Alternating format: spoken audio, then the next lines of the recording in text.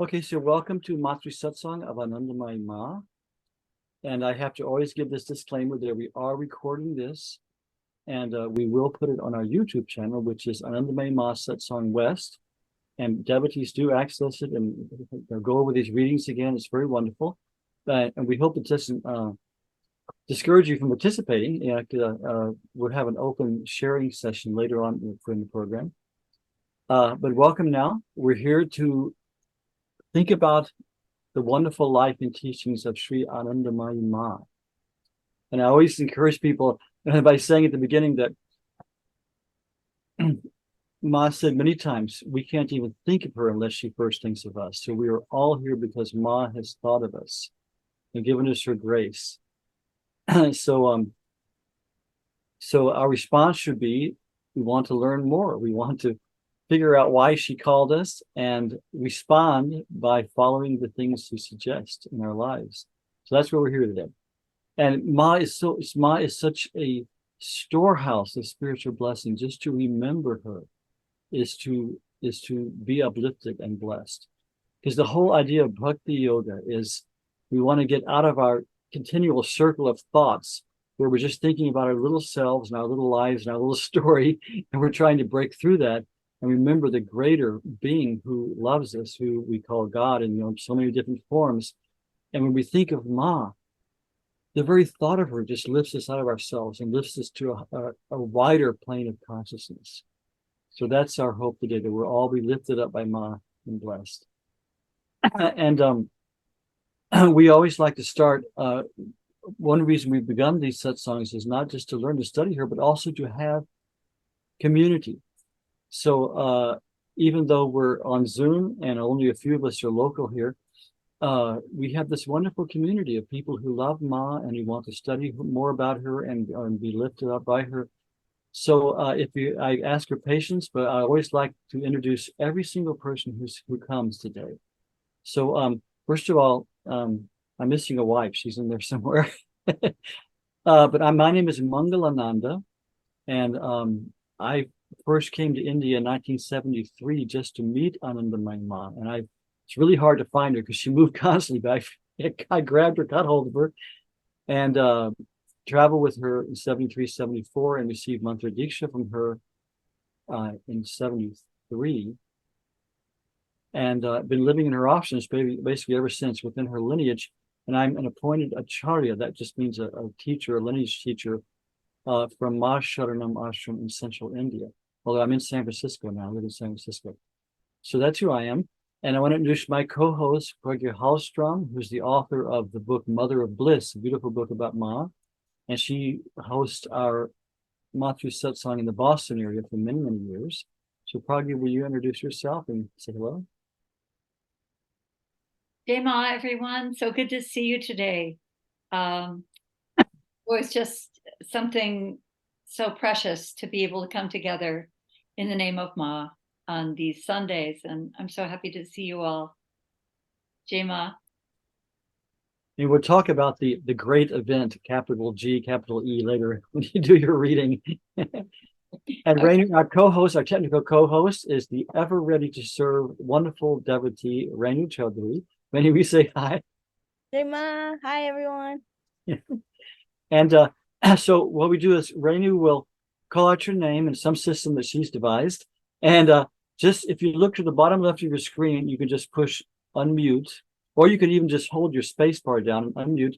And just at this time, we have a lot of people, so we're just going to ask people to just say their name and where they're from, unless something else spontaneous happens. So we can move through everyone and see, and please turn your video on so we can see your face. So we want to just connect with everybody, because this is why we're here, to have satsang with Ma also, and also to have community with Ma. So as Renu calls your name, please just say where you're from, your name, and we can see you and say hello, okay? Okay, let's start with Catia, since she's near the top of the list. That's my mastermind system. I just go down the participant list. Jai Ma, Jai Ma. This is Catia from Portugal, and I'm very happy to be here with you all. Jai Ma, thank you. Jai Ma, Catia. Thank you. It's late at night there. She's really nice. She stays up late to do this. Yes, 9 o'clock. Oh. Jai Ma, welcome, Catia. Thank you. Next, we have Aliyah.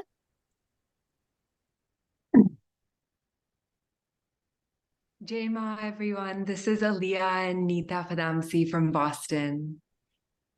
Welcome, Aliyah. Jaiman. Welcome to you Both both. of you. Yeah. Next, we have Aurobindo Das.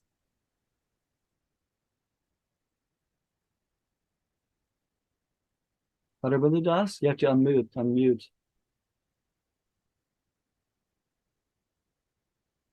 He did unmute, but we can't hear him for some reason if he's talking or Okay, well, Aurobindo Das, welcome, and Jaiman, happy to have you with us. next we have Aurobindo. Carlos Estrella. Jai Ma, I'm Carlos and I'm from Florida. Jaiman Carlos, welcome, Jaiman. Thank you. Okay, so welcome to Matri Satsang of Anandamayi Ma. And I have to always give this disclaimer that we are recording this, and we will put it on our YouTube channel, which is Anandamayi Ma Satsang West. And devotees do access it and go over these readings again. It's very wonderful. And we hope it doesn't discourage you from participating. We'll have an open sharing session later on in the program.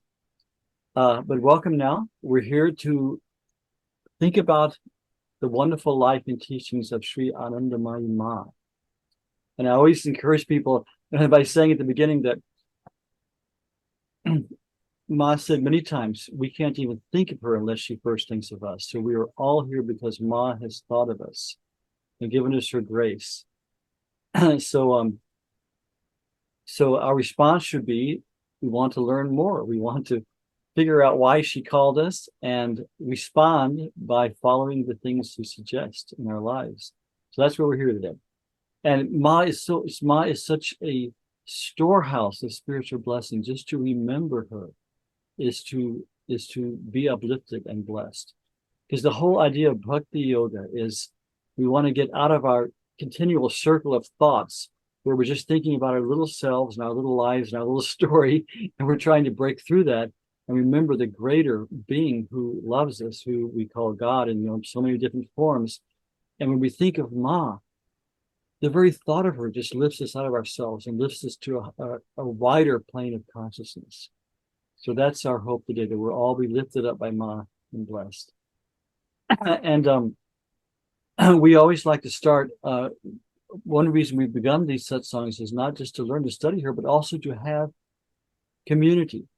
So even though we're on Zoom and only a few of us are local here, we have this wonderful community of people who love Ma and who want to study more about her and be lifted up by her.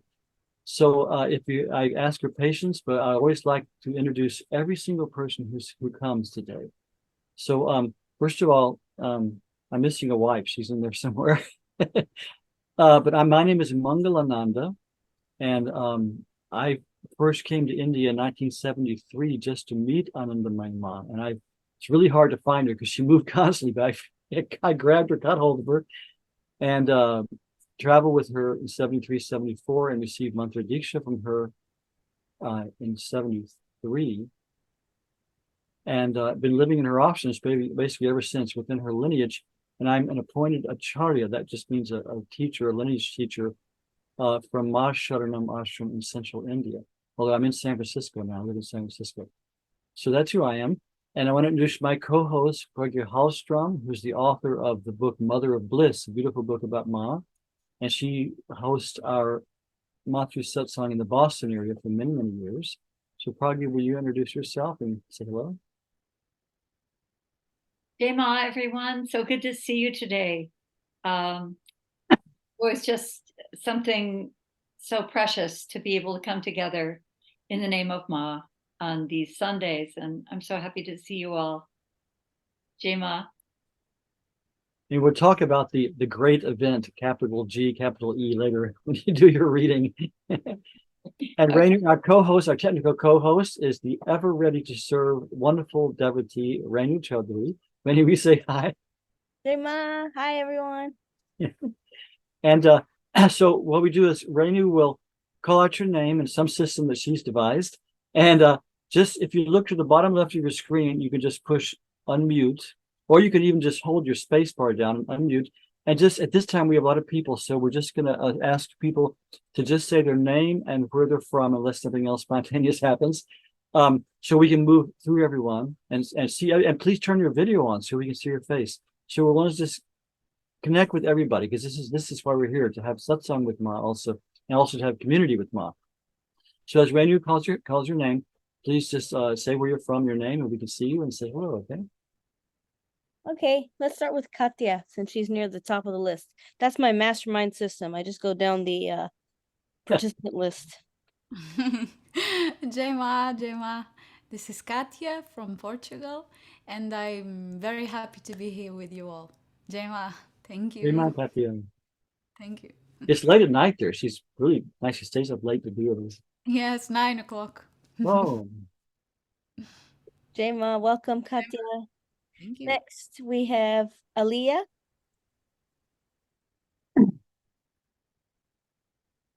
Jai Ma, everyone. This is Aliyah and Nita Padamsi from Boston. welcome, Aliyah. Jai Ma. Welcome to you Both both. of you. Yeah. Next, we have Aurobindo Das.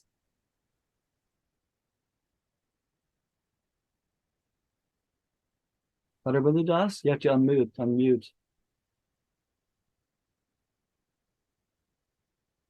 He did unmute, but we can't hear him for some reason if he's talking or Okay, well, Aurobindo Das, welcome, and Jai Ma, we're happy to have you with us. next we have Aurobindo.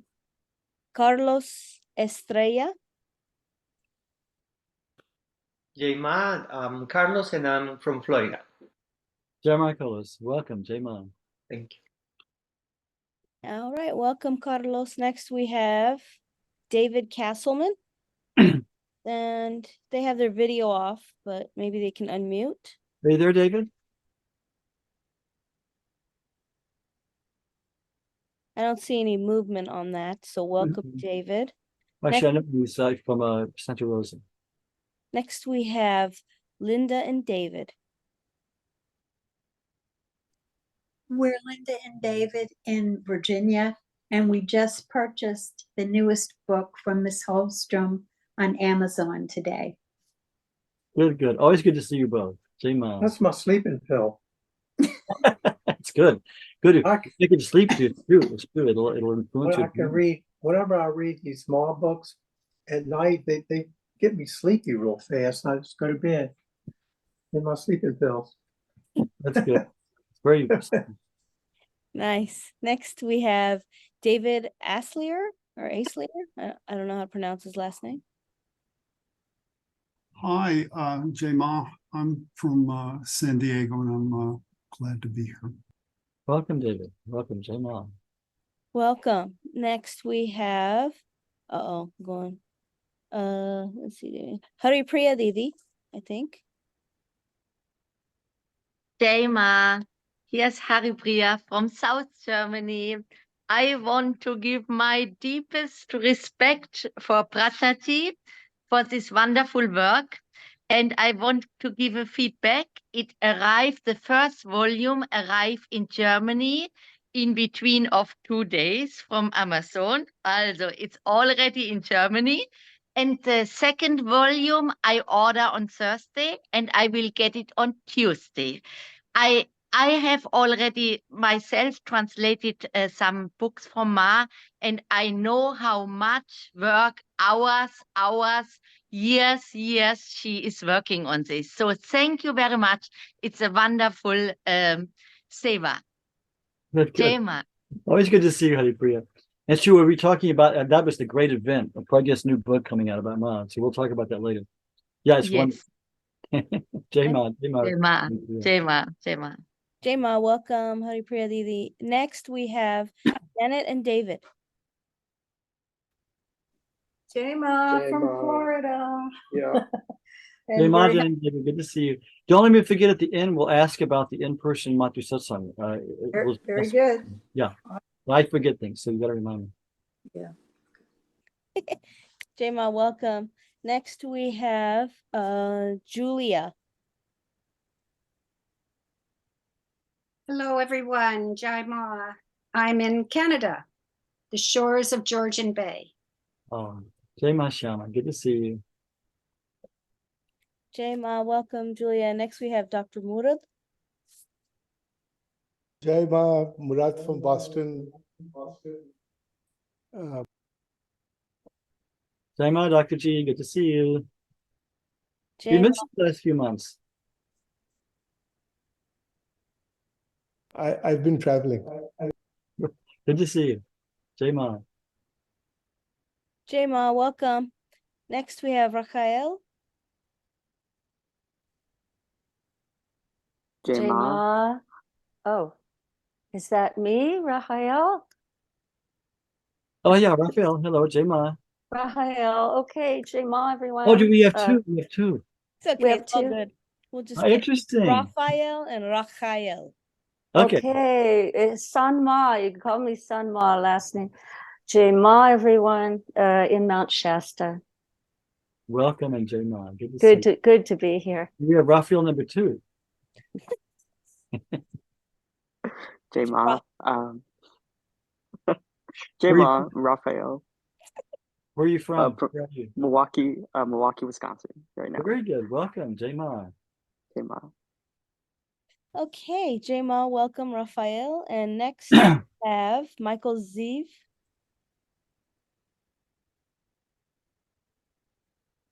Yeah, hello. Jai Ma, Michael from Sebastopol, California. Good to see you, Mike. He tried to come to our in-person Jamosa, but got lost. Yeah. Too bad. Jai Good to see Ma, you, Mike. Jai Ma. welcome. Next we have Randy Jordan. Hey Ma, everyone. So glad to be here. In Western Massachusetts, the Berkshires. And I do need to shout out to Pragya. I'm so excited. I'm going to order mine tonight, and I just think we're just so fortunate. I'm sure, I know everybody feels that way. Yeah. Jai Ma, Randy. Good to see you. Jai Ma, Randy, welcome. I know I'm excited. I have the book too. Sarah Anderson is next, I think from Hawaii. Aloha, welcome. Sarah from Big Island. Jai Ma, Sarah. Aloha. Jai Ma. Jai Ma, welcome. Yanabar Roche, I think she's in Southern California now, so I hope she should be back next month.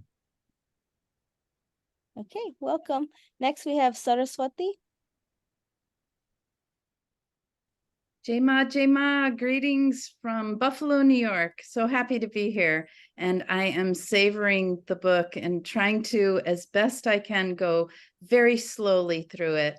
I am so happy by it. Thank you so much.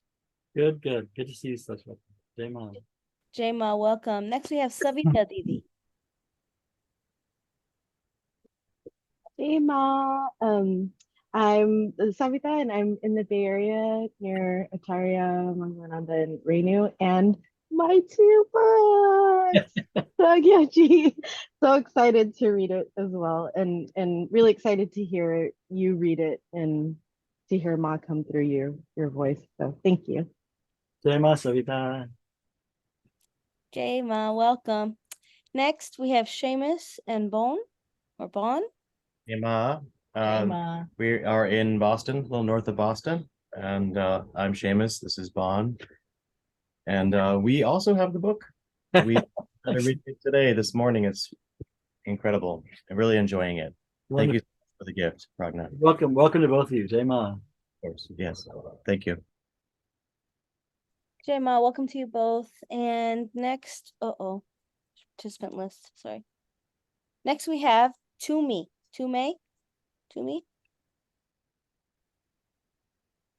That's John Toomey. John Toomey there? They're not unmuting. Alert. I don't think he's going to say hello. I think he's just taking. Okay. Well, welcome, John. Jai Ma. Welcome, Jai Ma. Next we have Wendy or Vajra.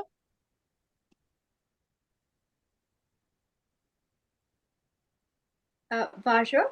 And hi, Jima. I am in Keene, New Hampshire, which is the southwestern part of New Hampshire. Kind of wet here right now, but so happy to be here with you all. Very good. Welcome, and Jai Ma. Welcome. Welcome, Jema. Next, we have Yitesh. Jai Ma, this is Hitesh. I am also local in San Francisco. Thanks for having me. Good to see you. We haven't seen you for a while. Good to see you. Okay, that concludes the introductions for today. Very good. Very good. Okay, I really appreciate people being patient and doing that. It's just so nice. We've all just kind of tuned in together. Oh, we have a new addition here. She's crawling on the screen right now.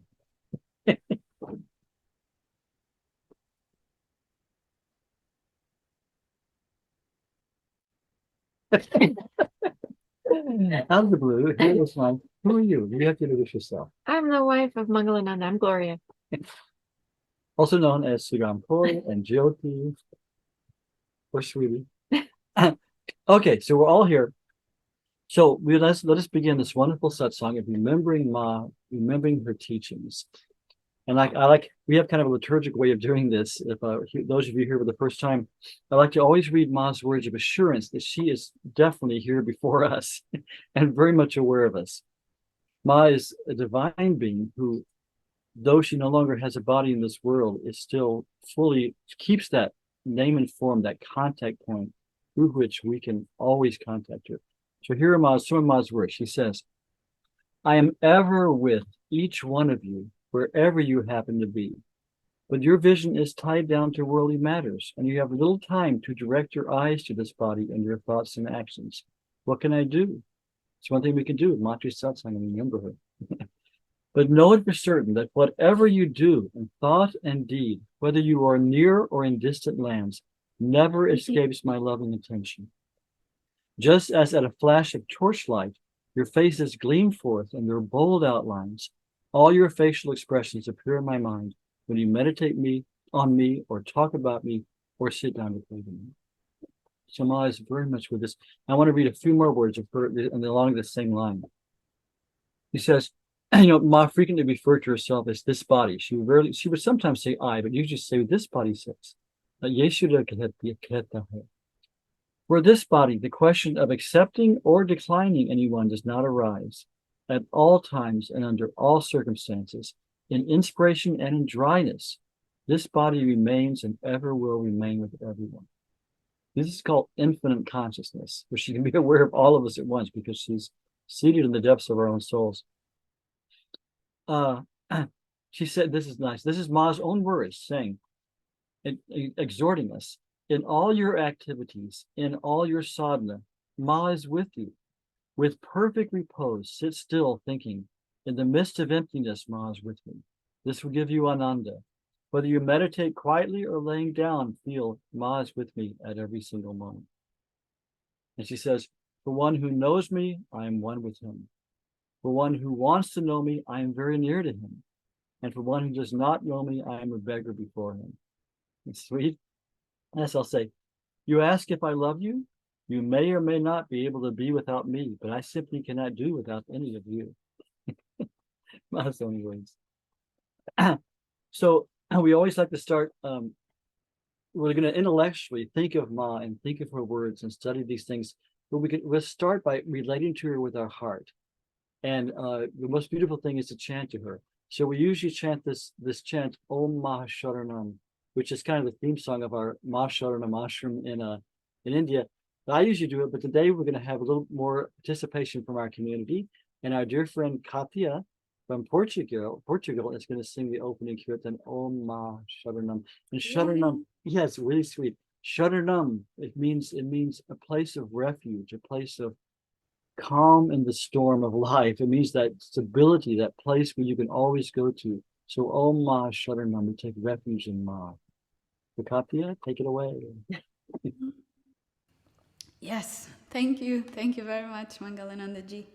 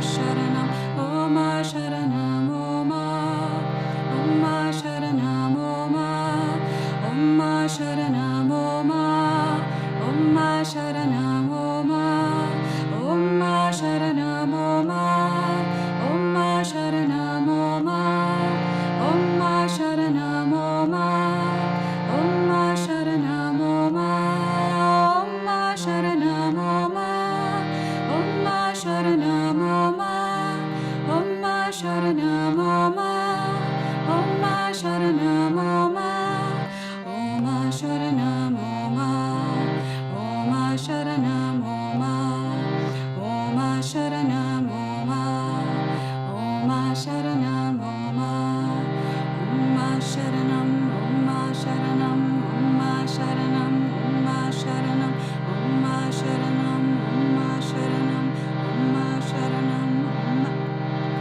Ma Sharanam, Om Ma Sharanam, Om Ma Sharanam, Om Ma Sharanam, Om Ma Sharanam, Om Ma Sharanam, Om Ma Sharanam, Om Ma Sharanam,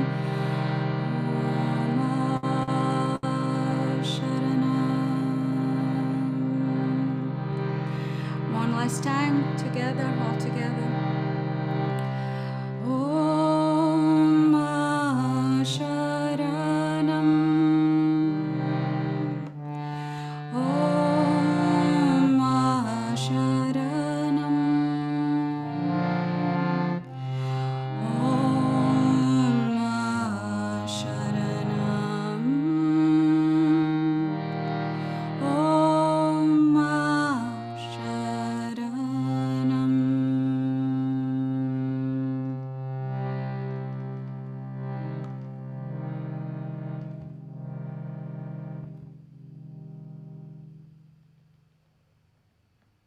Oh, Marcia.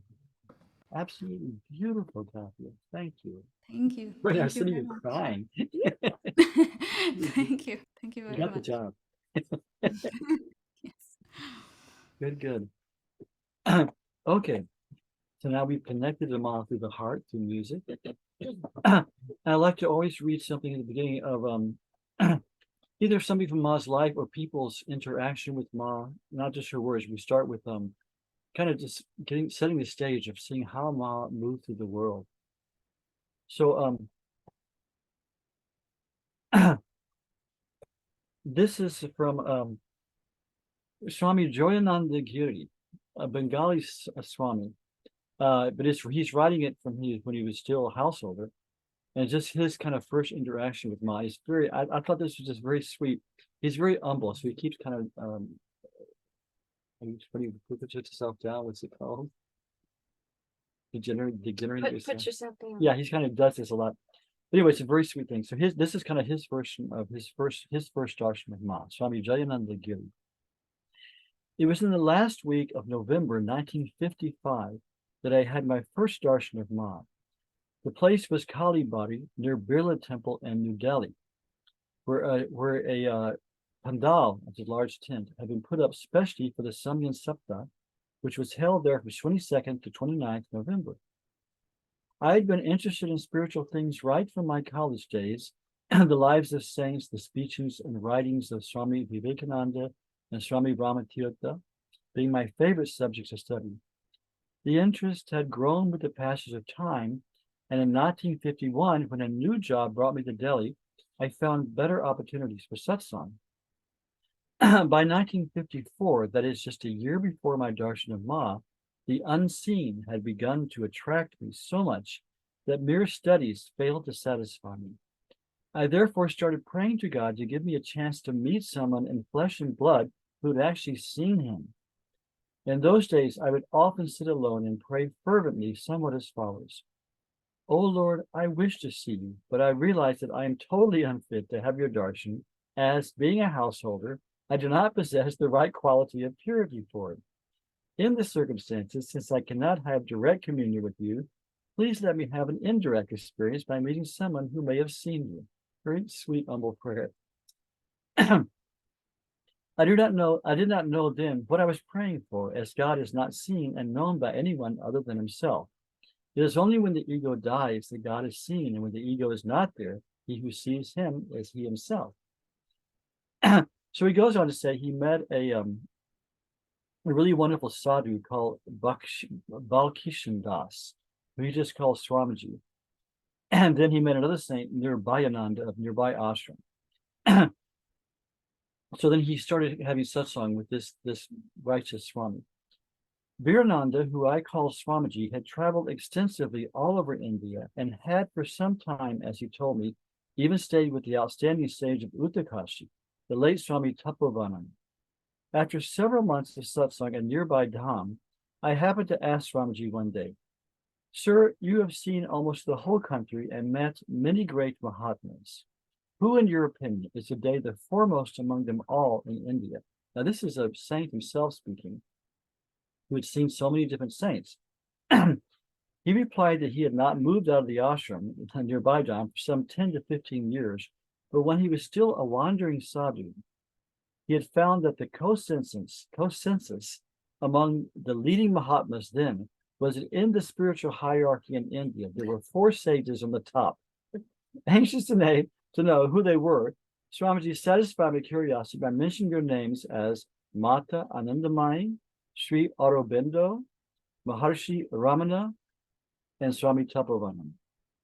At that time, I put the question, early in 1955, Sri Aurobindo and Maharshi Ramana had already taken Mahasamadhi, so there were only 2 left, namely Mata Anandamayi and Swami Tapovanam. After I had learned this, a keen desire seized me to have the darshan of at least one of them.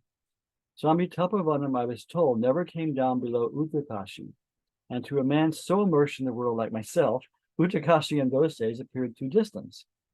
On the whereabouts of Mataji, Swamiji was unable to throw any light, because Ma traveled constantly for 50 years. It was hard to find her. So this is before internet and all that.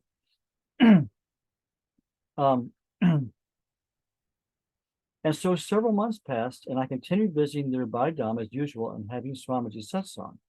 Then one day, in the 4th week of November, 1955, I learned that Mataji was in town and I could have her darshan in Kalibari in New Delhi. I was naturally thrilled to know this, but decided to go there with all the members of my family.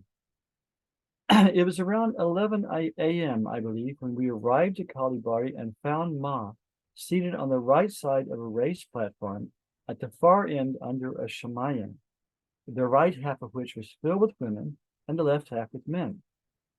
We at once went right up to where mother was seated and paid our respects individually by pranams. Although I did not avail myself of the opportunity to look straight at Ma's face, I failed to notice anything extraordinary in it, despite my good expectations, which is funny because my first darshan to Ma, anyway, people always have different experiences. He goes on to say, but he just saw, okay, here she is, a Bengali lady.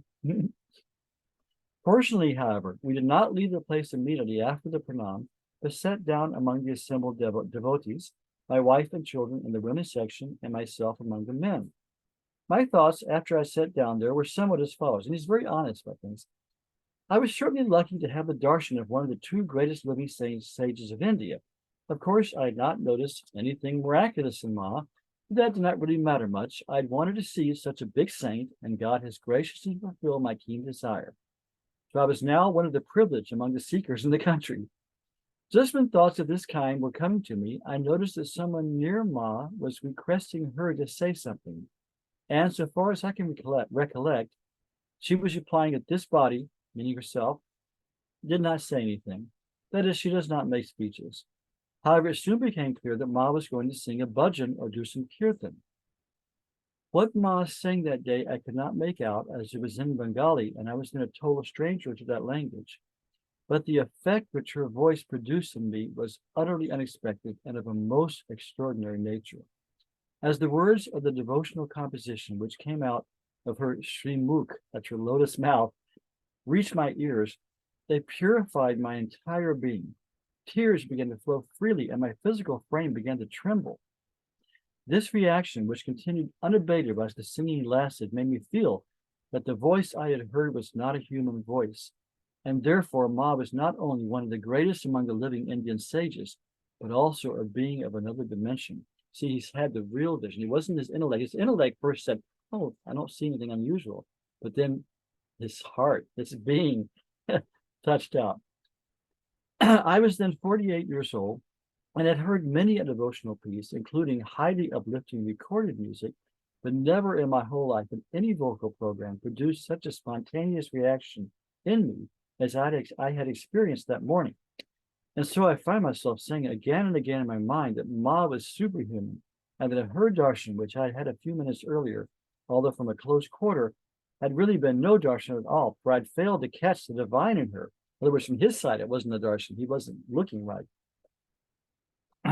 Just then the bhajan stopped, and I noticed that Ma was preparing to leave the place.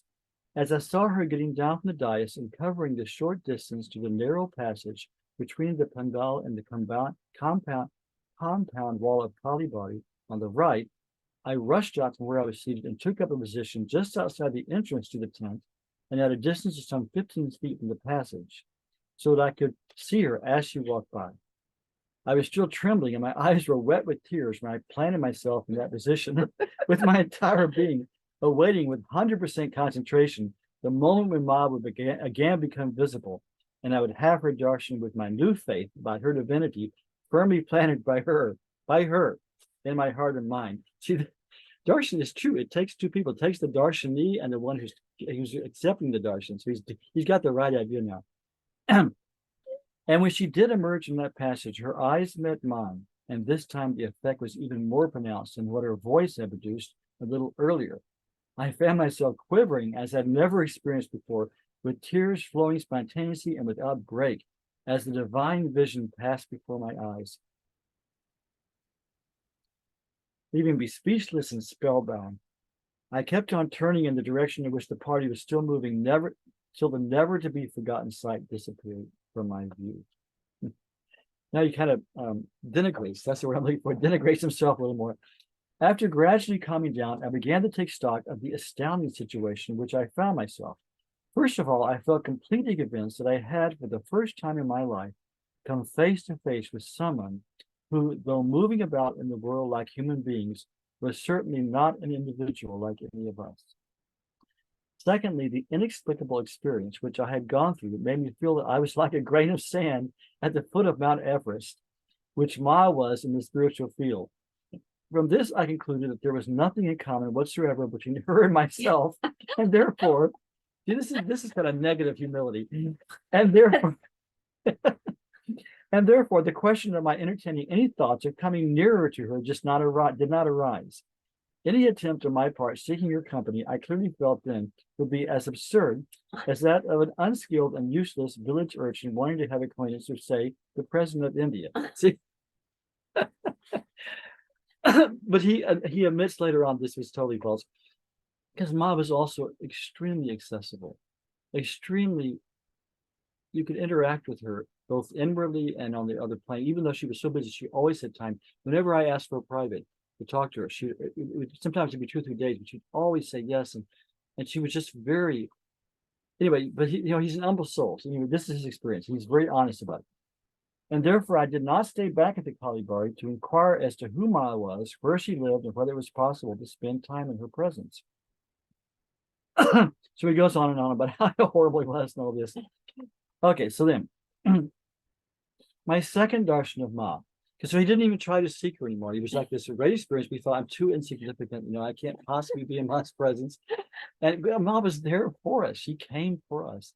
So we're never too small to be in Ma's presence. But anyway, he gets it better.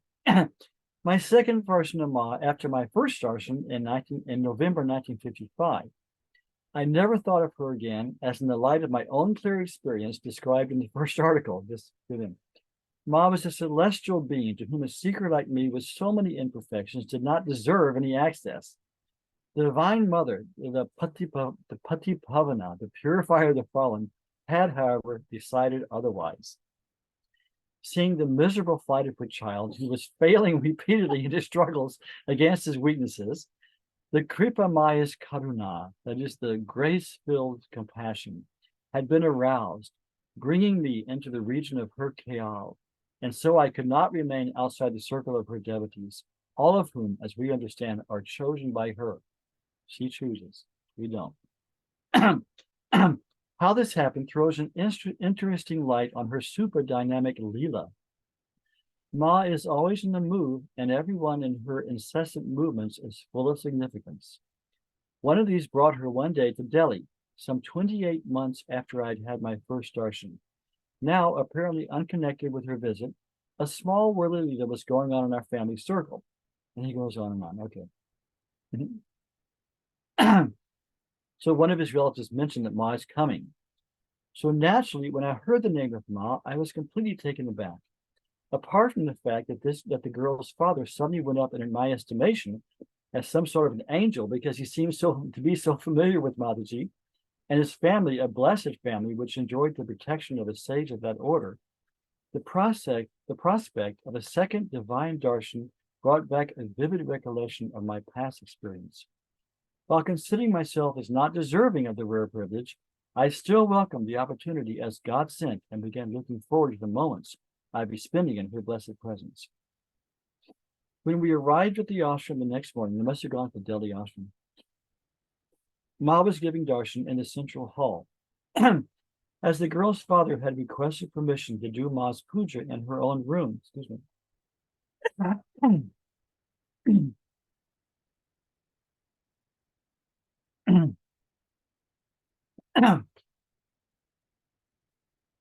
As the girl's father had requested permission to do Ma's puja in her own room, we were escorted there and before long found Ma in our midst. Remember we sat in that room not long ago. As soon as she entered the room, my subconscious mind recalled the soul-stirring experience of my first darshan at Kali Body in November 1955, and I was overcome with such an emotional upheaval within me that I could neither look straight into Ma's face nor register any details of what was happening in the room during her presence there. I lost my composure completely, and all I was able to roughly recollect later was that the girl's mother had done the puja, and Ma had said, Harikata Hikata, or Sabrita Vrita. That means only talk of God is worthwhile. Everything else is just a waste of time. Ma said this frequently. As far as I remember, Ma did not say or do anything else at that time and left the room after a few minutes when the puja was over. Afterwards, when we had all come out of Ma's room, I found to my dumbfounded amazement my uncle addressing me with the words, Ma was looking at you the whole time. Aww. It did not seem to make any difference whether the rest of us were in the room or not. This remark and comment shook me to my roots. I could not have imagined even in a dream that a divine being could possibly take notice of, and much less any interest in such a small person as myself. For the first time that day, I realized that Ma was not only the topmost sage living in India and a superhuman being, but also an embodiment of karuna, compassion. The thought that she had taken so much notice of me was so overwhelming in its effect that I had to retire at once to a secluded corner outside the ashram compound and allow the torrent of tears of gratitude and joy at my good fortune to flow unhampered till I felt relieved of the unbearable emotional tension. For long, I could not understand why Ma had showed this interest in my case. Then years later, I came across the following passage in the Bible. This is from the Bible. Excuse me. And it came to pass as Jesus sat at meat in the house, behold, many publicans and sinners came and sat with him and his disciples. And when the Pharisees saw it, they said to his disciples, why does your master eat with publicans and sinners? When Jesus heard that, he said, they that be whole don't need a physician, but they that are sick. Go and learn what it means. I will have mercy and not sacrifice. For I have not come to call the righteous, but sinners to repentance. Now he says, so this is what the incarnations do. And I got a fully satisfactory answer to my honest query. Why is Ma taking notice of me? Because I needed help. I was sick and helpless and very unhappy with my repeated failures in the fight against my imperfections, and her mission was to heal the sick. To conclude, my first darshan of Ma ended in my firm conviction that she was a celestial dweller of the high heavens with whom a crawling insect like myself could have no relationship. But after my second darshan that day, which I felt completely sure that she herself had arranged by coming to Delhi for just one day, and that particular day she left on March 19th, an invisible but unbreakable link was firmly established between this child and his divine mother. From then onwards, I, who had not thought of Ma for over 2 years after the first darshan, Began thinking of her frequently with love and feeling a personal relationship, collecting her pictures, reading avidly about her, and attending with joy and enthusiasm any function wherever and wherever she was held, that was held, wherever and whenever was held in her presence. So I'd like to read the rest of his account, which I'll try to find. But isn't that sweet? I mean, he's very humble. So, but see, he thought he saw Ma's greatness, he experienced it, but he thought, oh, but Ma is so beyond me. But that is Ma's blessing. See, in the second, he got it right. Ma is an ocean of Karunamayi. She's a Karuna Sagara. She's an ocean of compassion and love for us. And everything she did was for us. She said that many times. She says, everything this body does, its movements, it's all this sadhana that went through the body, was all for all of you. So Ma is approachable then and approachable now. And that was interesting. That was the thing that all devotees who met Ma, I always talk to people, what was your first darshan of Ma? We all experienced that there was this incredible familiarity. There was, from the beginning, this incredible connection. It was always there. And Ma just reawakened it. So let me end this section with just a quick, we always like to hear, what does Ma say practically? And this is one little paragraph where she really says something super important. We hear this word dharma a lot. Dharma, by definition, is the blueprint of the universe. It's the path of righteousness for all of mankind that leads upward. But here's what Ma says. Ma says, what is dharma? The path that leads to the realization of oneself and which cannot be relinquished is dharma. For every individual, the road to illumination is different. Wherever you may be, from there itself, start advancing. For there was only one and no other. There was only that. Molly said, Vahi, Vahi, Vahi, only that. He himself is holding you. He never, never forsakes you. Then again, the practice, the kriya, that aims at God realization is also called dharma. Non-practice, distraction from the remembrance of God or truth, this is adharma, unrighteousness. There is but one dharma. So dharma is our awakening to the spiritual path. It's the practice that we follow to attain the spiritual path, and it's the attainment itself, and it's all the actions, righteous actions that lead to it. So it's important to study what is dharma in the scriptures and try to live that way. Okay, so before we move on, sorry to get my voice is so fine. Before we move on to Pragya's reading, since you've had so many words, let's break the words with the kirtan. And Renu, I'm turning the sound on. And we'll have darshan of Ma. Ma now gives darshan through her photos. I meet so many people from all over the world who come up and say, oh, Ma, I had a photo of Ma, and she suddenly spoke to me through it, and all these things. So Ma's photos these days are very, very potent in bringing her form. So let's, while we sing this kirtan, let's have darshan in Ma's form. But I want to sing a different kirtan day, not a Ma kirtan specifically, because this month of what we call July in our calendar is the full moon, which is called Guru Purnima. The Purnima, the full moon of the Guru. And in this month, we remember our teachers. Remember this Guru Tattva is the principle of God coming to us in the form of a teacher or a teaching that has awakened us.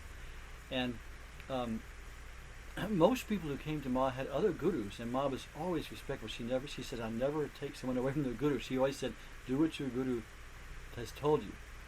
But then, and Ma herself never initiated people throughout her whole life to the very end. First she had her husband Bholanath, who was a great saint, give the Diksha, and she would be there. And later when Bholanath left his body and her mother, Ma's mother, Didi Ma, took sannyas and became Swami Muktanandagiri, Didi Ma would give the Diksha. She was a living saint also, and Ma would be there. So the lineage was passed on to other people. When Didi Ma left her body in 1970, Ma herself came up with a very divine and spontaneous way of giving Diksha, which we're not supposed to talk about because she told us not to. But she began giving Diksha herself in this unusual way. So I received Diksha actually from Ma's own hands and voice. But if we put ourselves in the bhav, the mode of a disciple, Ma is the guru. So those of us many people who've not met Ma, she is still the guru. She is still very much, her teachings are written down, we can study those, but when we connect ourselves with Ma through our devotion, she is there inwardly leading us, which is what the guru does. So for this month of Guru Purnima, I want to sing a Guru Kirtan. So the words, Rainu will dutifully place them put the words in the chat, but the words are Sri Guru Sharanam Ma. And we then repeat it a second time, Sri Guru Sharanam Ma Namo Namo. Again, we had this word Sharanam, it means I take refuge in the Guru. And Mama means I, and then we say Namo Namo. So the first one is Mama, and the second is Namo. Okay? And then we say Satguru Sharanam Mama. That means the true Guru. I take refuge in the true Guru. Jagat Guru Sharanam Mama. I take refuge in the world teacher. Ma is a Jagat Guru. That means a world teacher. And then we say a very important thing, Antar Guru Sharanam Mama. That means I take refuge in the inner Guru. Antar Guru. The Guru, inner Guru. And then Atma Guru Sharanam Mama. The Guru who is the self, the very self, is the real Guru. So Ramana Maharshi would frequently say the outer Guru pushes us inward and the inner Guru draws us to himself inward. It's this double process. So we think, if we have a different Guru other than Ma, we can also think of them. But we're thinking of Ma now as this Guru principle, this teaching, awakening, leading, guiding principle we take refuge in. So let's have darshan of Ma. Let's do share screen.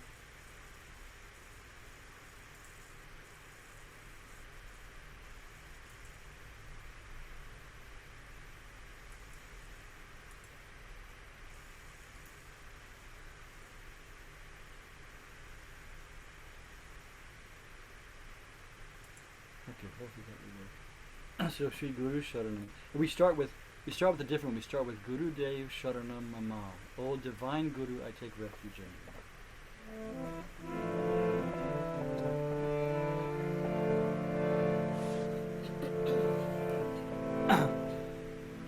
Guru Dev Sharanam Mama.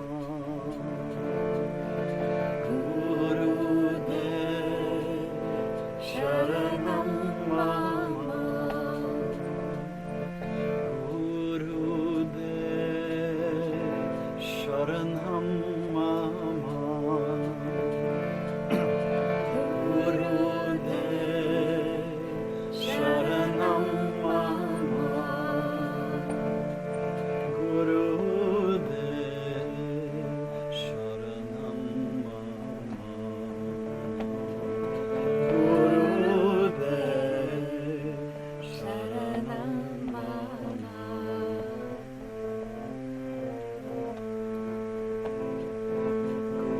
Guru Dev Sharanam Mama. Guru Dev Sharanam Mama.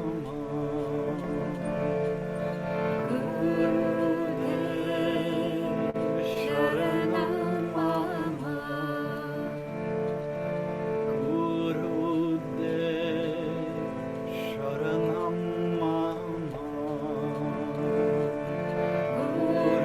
Mama. Guru Dev Sharanam Mama. Guru Dev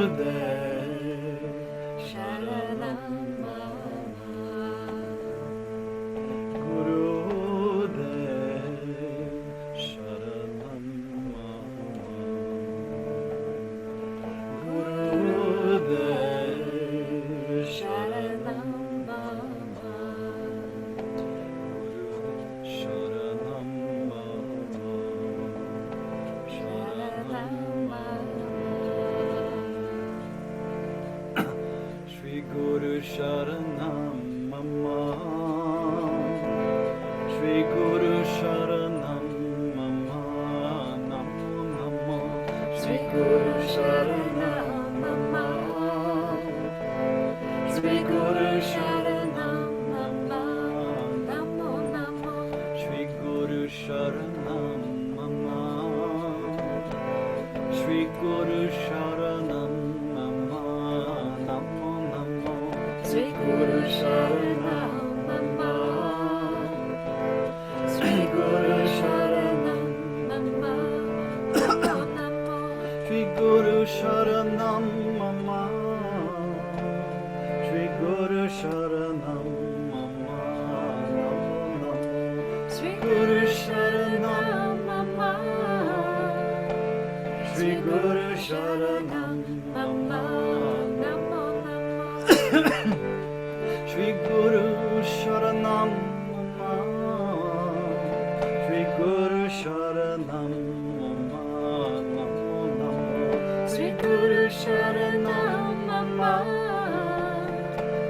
Sri Guru Sharanam Mama. Namo Namo. Satguru Sharanam Mama. Jagat Guru Sharanam Mama. Namo Namo. Satguru Sharanam Mama. Jagat Guru Sharanam Mama. Namo Namo. Satguru Sharanam Mama. Jagat Guru Sharanam Mama. Namo Namo. Satguru Sharanam Mama. Jagat Guru Sharanam Mama. Namo Namo. Satguru Sharanam Mama. Jagat Guru Sharanam Mama. Namo Namo. Satguru Sharanam Mama. Jagat Guru Sharanam Mama. Namo Namo. Antar Guru Sharanam Mama. Atma Guru Sharanam Mama. Namo Namo. Satguru Sharanam Mama. Atma Guru Sharanam Mama. Namo Namo. Antar Guru Sharanam Mama. Atma Guru Sharanam Mama. Namo Namo. Satguru Sharanam Mama. Atma Guru Sharanam Mama. Namo Namo. Antar Guru Sharanam Mama. Atma Guru Sharanam Mama. Namo Namo. Guru Sharanam Mama. Atma Guru Sharanam Mama. Namo Namo. Antar Guru Sharanam Mama. Atma Guru Sharanam Mama. Namo Namo. Guru Sharanam Mama. Atma Guru Sharanam Mama. Namo Namo. Shri Ma Sharanam Mama. Shri Ma Sharanam Mama. Shri Ma Sharanam Mama. Shri Ma Sharanam Mama. Shri Ma Sharanam Mama. Shri Ma Sharanam Mama. Shri Ma Sharanam Mama. Shri Ma Sharanam Mama. Shri Ma Sharanam Mama. Shri Ma Sharanam Mama. Namo Namo. Sri Ma Sharanam Mama. Shri Ma Sharanam Mama. Namo Namo. Shri Ma Sharanam Mama. Shri Ma Sharanam Mama. Namo Namo. Sri Ma Sharanam Mama. Shri Ma Sharanam Mama. Namo Namo. Shri Guru Sharanam Mama. Shri Guru Sharanam Mama. Namo Namo. Sri Guru Sharanam Mama. Shri Guru Sharanam Mama. Namo Namo. Shri Guru Sharanam Mama. Namo Namo. Shri Guru Sharanam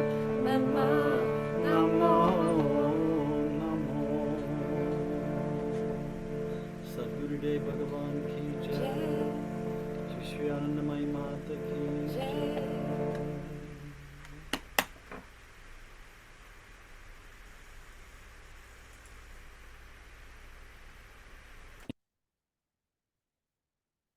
Oh my.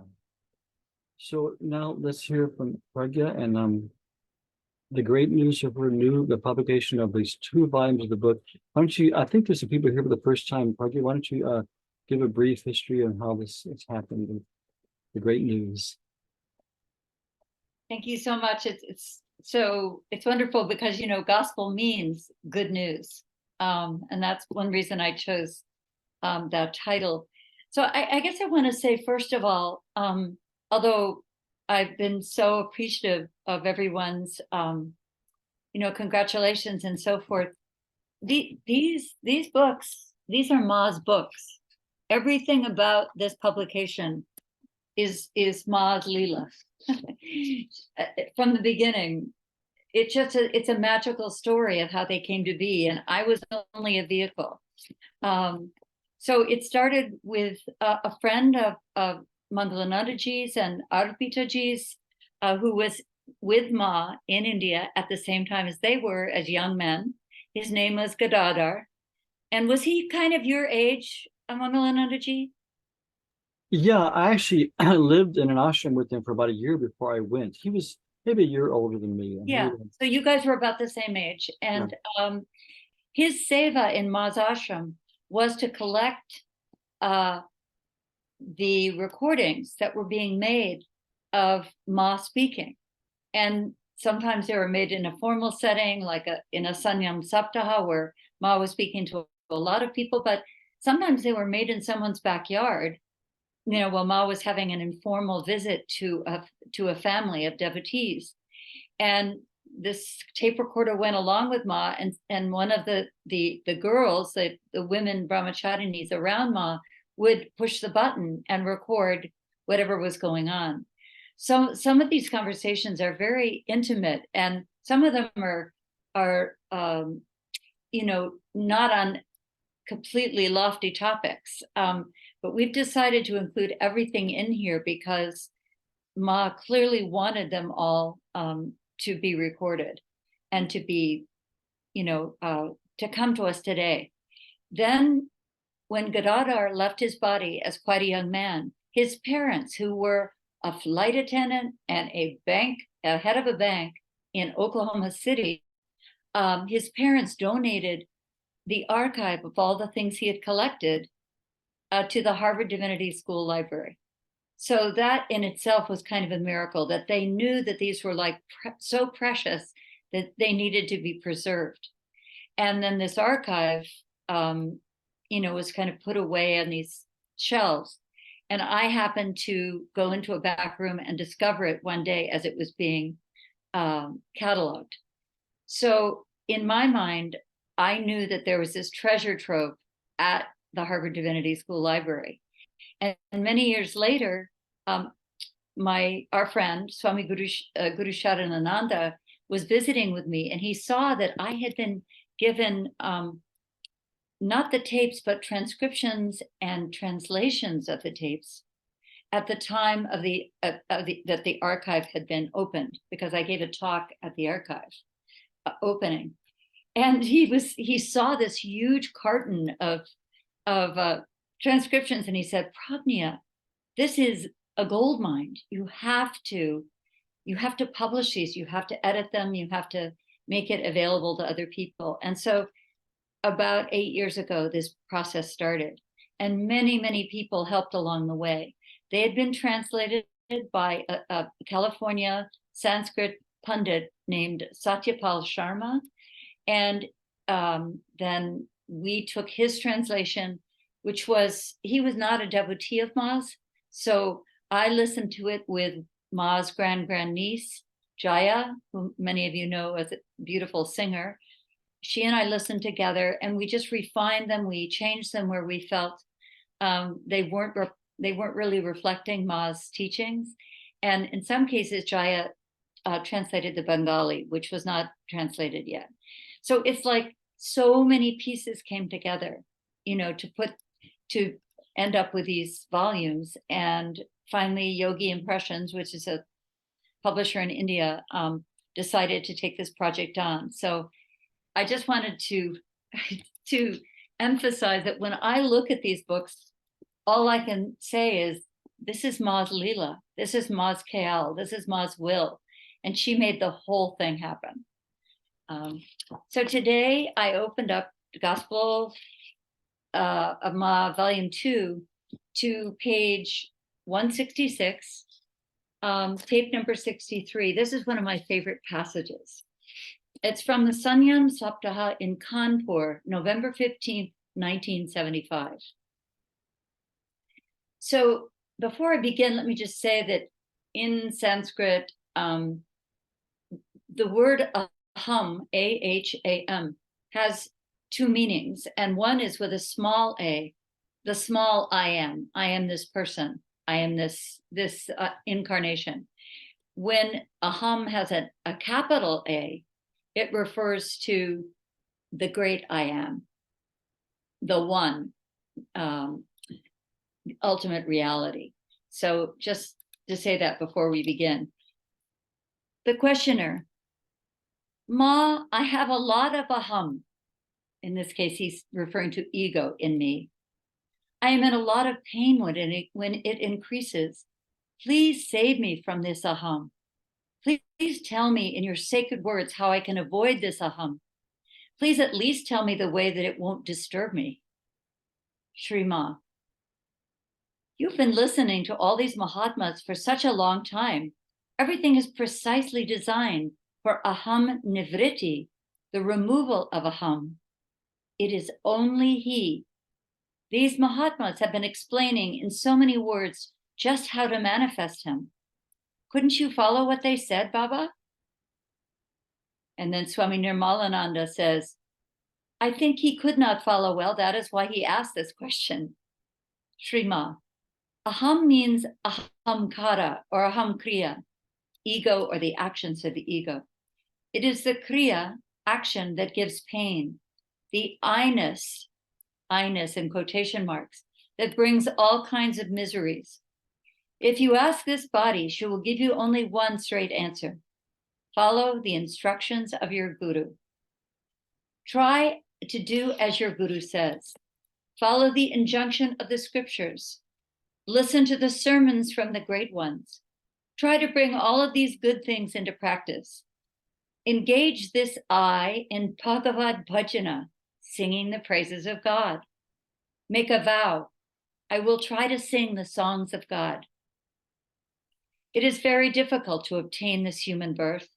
You have received this human body after going through so many cycles of birth and death. How many ages have we wasted due to this durbuddhi, durgati, and durbodha, ignorance, fall from grace, and wrong understanding?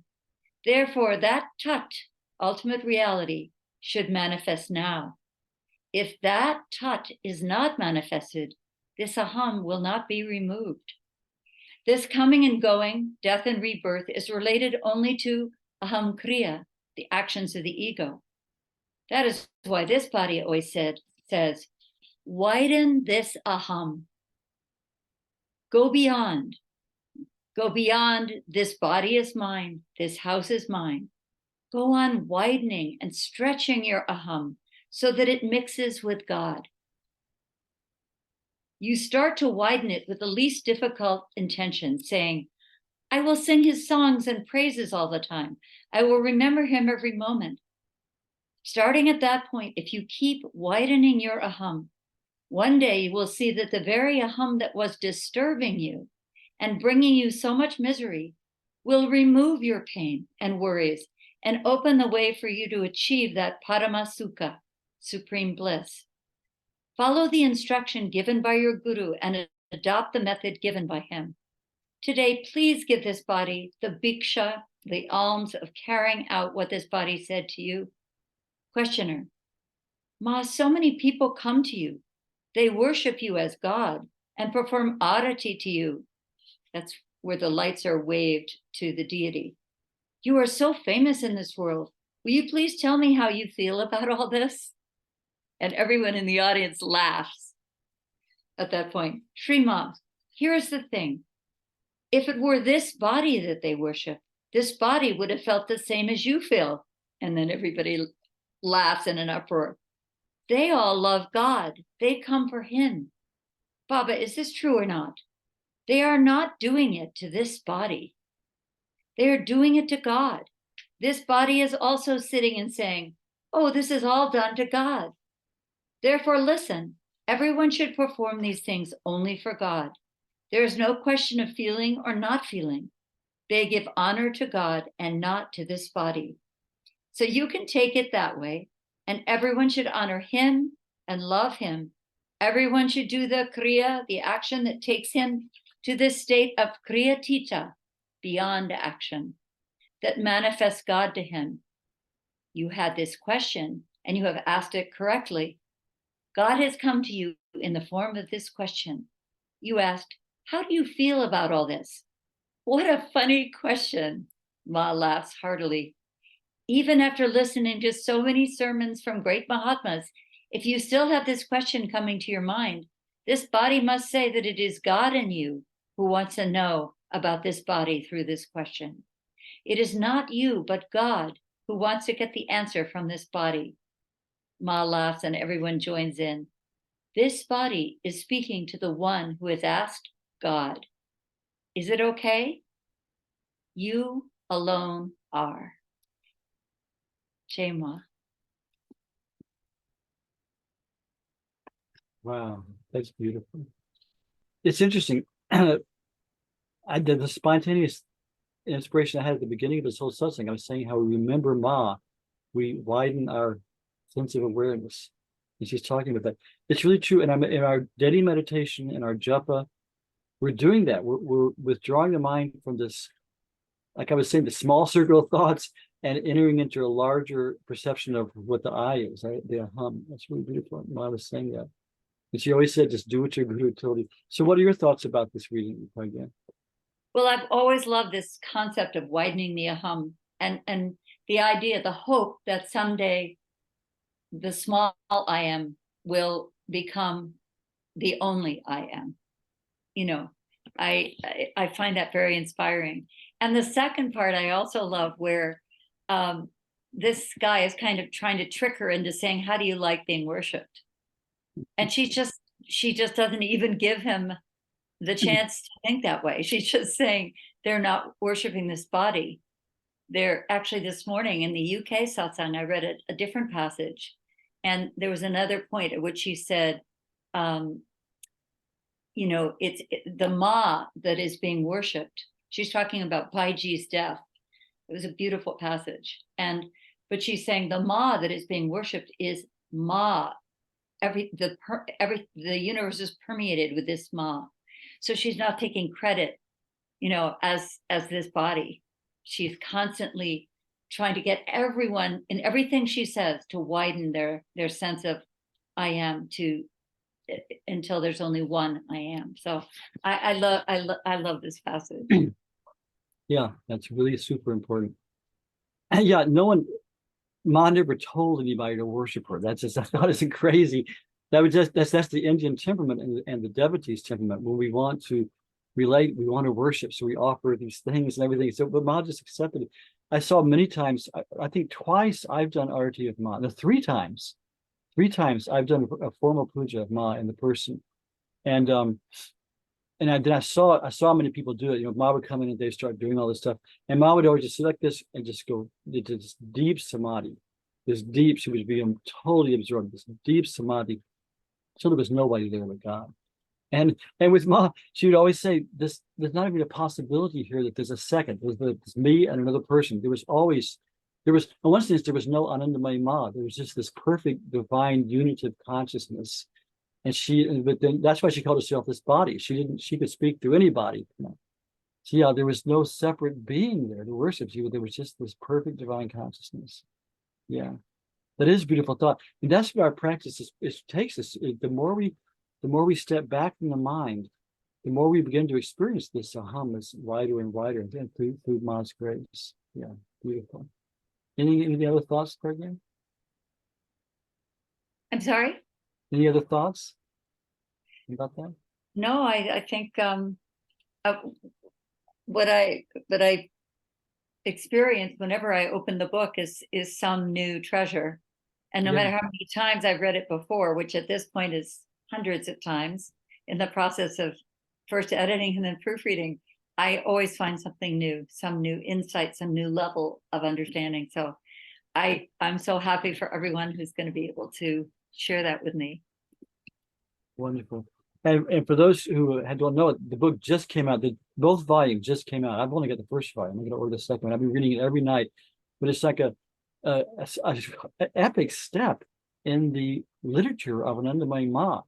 Is we have so few. We have a few books that we know for sure are her words that were recorded and answers to letters and things. We have several volumes now. They have a new volume with it's all combined in one Matrivani. But we don't. This is a whole new level of these full satsangs of Ma speaking and responding. What I love about it, and probably you've mentioned this too, is you get the feeling, you get the experience of what the satsang, the live satsang with Ma was like. There was a lot of humor and joking and Ma laughing, and it was always wonderful. At the semi-septas, we always waited for that last part of the day when Ma would speak and we could ask her questions, and it was always done with such joy and such lightness and beauty. And she would say profound things, but with such, her leader was so light and so pure and so much joy in it. It was just wonderful. And now you can capture this interaction of the people and how they're doing it, how they're laughing. And she's making these points, sometimes strong points, but with so much joy and affection and motherly love. The book captures it. It's just priceless. So we're very lucky. His history is now being made through Ma's grace. And the other thing to mention is in volume 2 at the end, there's links to all the tapes, so that even if you don't speak Hindi, you can click on the one that you're reading and hear Ma's voice and hear the laughter and hear the interaction. And if you want to grab one of your Hindi-speaking friends, they could probably translate some for you as you go along. But I just find so much joy in listening to Ma actually speaking. So the Harvard Archive links are right there in the back. That's super important too. And that's a huge thing. That's a whole other dimension too. It's amazing beauty to hear Ma's voice. If you read the diary of I can't remember his name, but he wrote the 20 volumes of in association with Anandamayi Ma. He'll write like 2 pages of what Ma said. And at the end, he'll say, "These are the words I wrote down that Ma said, but nothing can convey the sound of her voice, the sweetness of her voice, the look in her eyes, what came across in her speaking it." He says that many times. He says, "These are just the words, but you can't capture that." So now we capture. Now we can get the words, and we can also listen to Ma saying it. So it's such a wonderful thing. Wow, it is. It's kind of exciting. It's like being with the apostles of Christ. When they wrote it all down, the first Gospels came out. They're all copying it by hand, I guess. Beautiful. Okay, well, let's see. Should we meditate now or have our open discussion? What's the consensus? What do you think, Doug? I don't know. It could go either way. Maybe people are have responses to what we've just done. Yeah, I think we're kind of excited. We're kind of in the flow of things. At the very end, we could have meditation earlier because anyway, let's go ahead and talk now. So let's throw open the whole floor to anyone who would like to share something. Now, one thing, very definitely, we want to make sure we keep the subject on Ma and her teachings. So we don't want to go off track into so many other things. But anyone who has anything to share, any response to today's readings, to the book, or to just how you came to Ma, or anything about Ma that's in your heart, this is your community. We're your tribe. We're with you. So anything you'd like to share would be welcome. I'd like to share something if possible. Yes. I just want to say thank you, and I know that everybody's saying thank you, and for the books, it's wonderful. And Magalanandaji, you just said something that I've been thinking. It's such a lucky thing for us to have her words now, and some it's like a lot of the times you get the teachers from oral traditions, somebody that lived a long time ago, and then the teachings get passed for generations orally. But these are her words, her actual words, and now translated into a language that we can understand. It's a priceless gift. And like you said, Prashna, is mom's lila and your instrument in it, and everybody that played a part. And it's just wonderful, and it's like a compass for us, and I am deeply grateful. Thank you so much.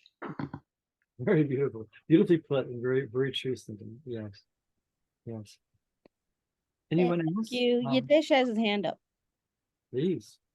Hi, I just have a general inquiry. So sometimes I feel like our schedules are very busy and we get indulged in this mundane worldly activities, and we do have to perform our responsibilities. And sometimes it seems like it's hard to stay focused on spiritual path. And would you want to or would you want to reflect on something which Ma said, which can help me or everyone to stay on the spiritual path and also perform our worldly responsibilities? Sure, I'd be happy to share how what Ma said about that, because that's kind of an eternal question, that we all come up with. We're so, especially here in modern society, we are so busy these days. We're so overbooked and so bombarded with all these sensual things that come from the media, and where our minds are on our phones and everything. Like Ma said at the beginning of Satsang, I'm always with you, but your minds are full of worldly things. What can I do? That was her question. What can I do? But really, she did give the answer.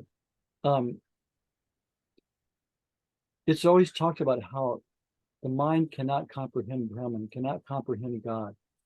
Adi Shankaracharya wrote beautifully. He said, the senses, the mind, turn back at the very thought of Brahman. The mind can't comprehend the vastness of God.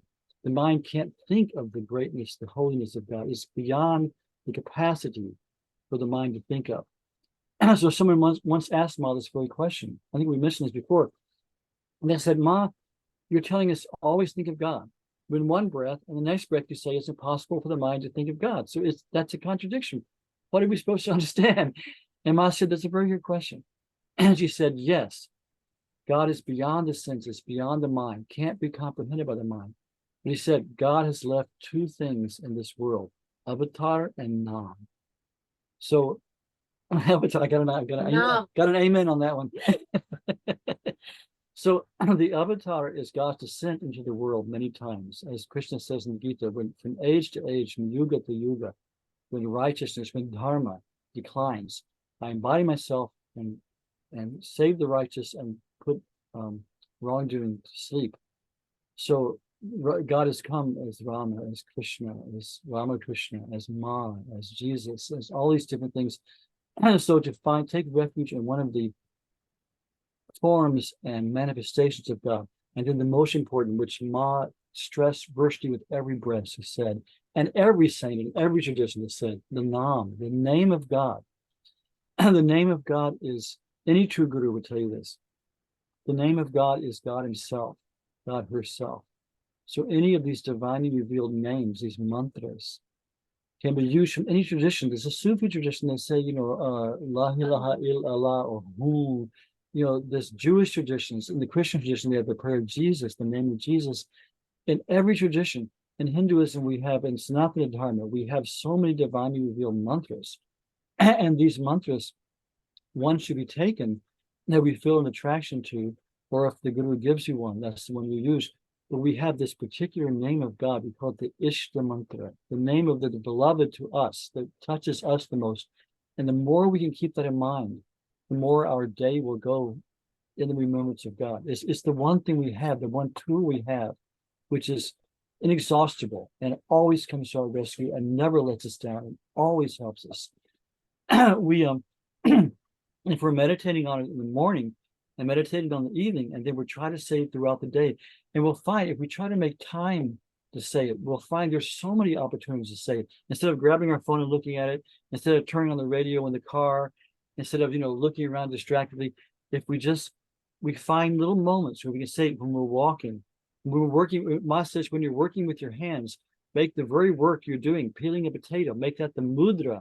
Now, the mudra is the sacred signs we use to the body. Make that very work with your hands the mudra by which you say the name. And I can speak for myself. I've been trying this for a long time, a lot of decades. I'm still working on it. But the last thing Ma said to me was, "See, do japa." She said, "Hamesha japa, do japa all the time." And I tell you, Ma will say that to everybody. And it's a science. It's a practice that takes a lifelong devoted effort to make it come to fruition. But the practice of just trying to constantly say the name, and Ma stress also. Do you want to add something? I'm so sorry. Yeah, I know. Please. It's your best friend. Yeah. It's your refuge. That's all. Yeah. She reads her mantra. Sometimes she reads it.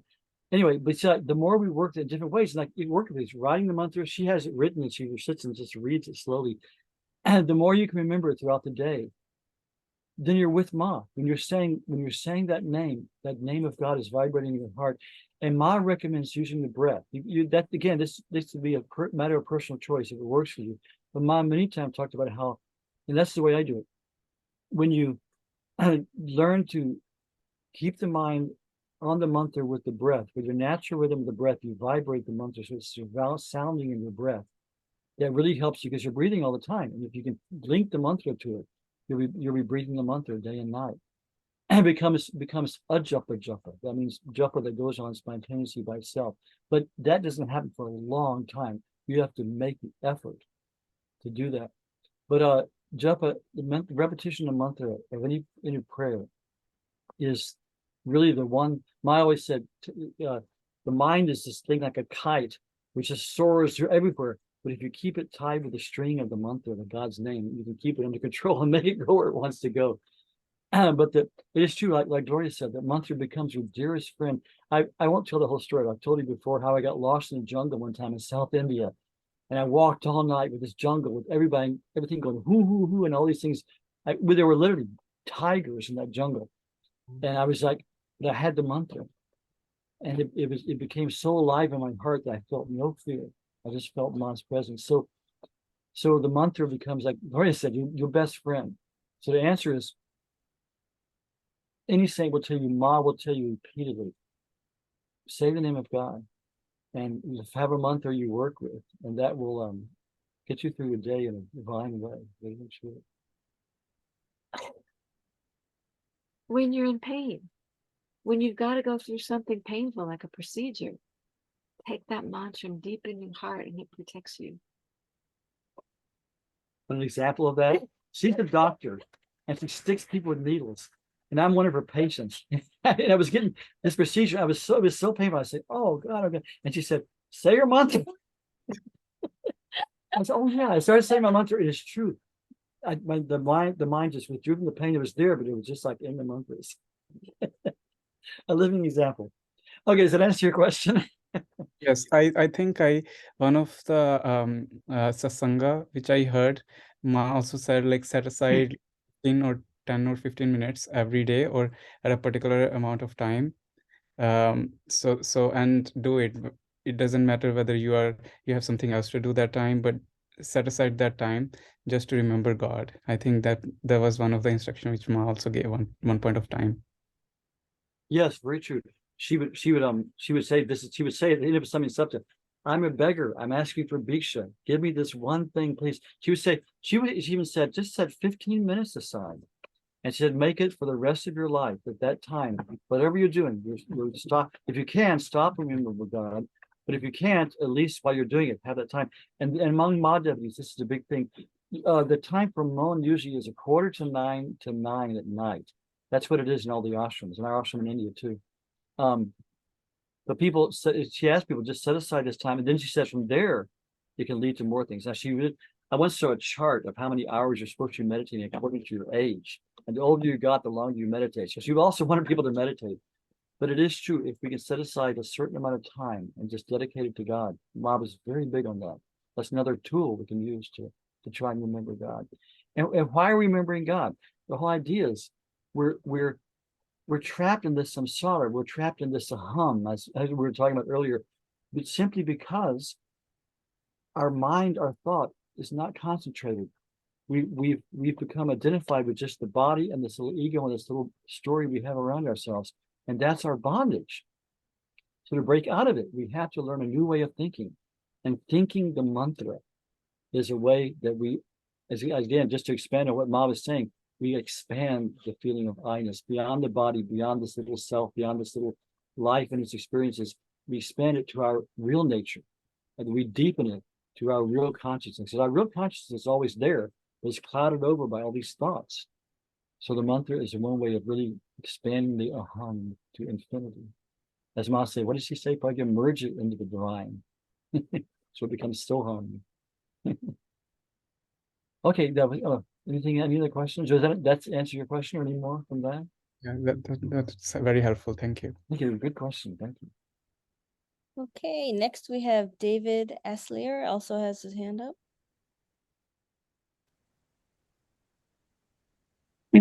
But he's got to unmute.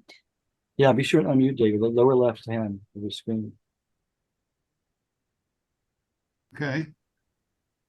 So, Prajna, two things. First, thank you for everything that you do. And secondly, I sent you specifically an email that when you have an opportunity, I would appreciate your thoughts or response to, just to bring it to your attention, okay? Sure. Did you send it to me already, or you will be No, sending no, it? I sent it already a couple of weeks ago, just so Okay. you know, right? Okay, Yeah. well, David, I would be so happy to respond to you, and it might have gotten lost in the shuffle of this crazy release of the book and Amazon and everything. So please send it again. Would you mind? I'll be glad to do it. Yeah, Shakti Mata 108 at Gmail. Shakti, mantra 108 at where? I'll write it in the chat right now. It's Shakti Mata 108 at Gmail.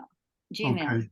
Yeah, because I have a coccular device, so I have two magnets, and then the other one's amplified sound. So I've got, my hearing's a little bit. I understand. Sure. So let me write it in the chat. Okay. Okay.